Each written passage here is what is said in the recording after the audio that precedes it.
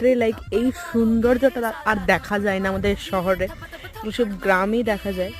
মানে চারদিকে খেজুর গাছ।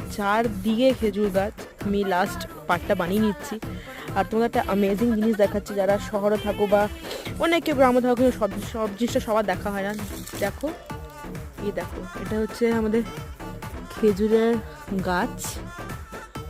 আর দেখো কি সুন্দর খেজুরের গাছ থেকে টপ টপ করে খেজুরের রস কিন্তু পড়ে যাচ্ছে। টেস্ট করে দেখি দাঁড়াও। গাইস, মিষ্টি,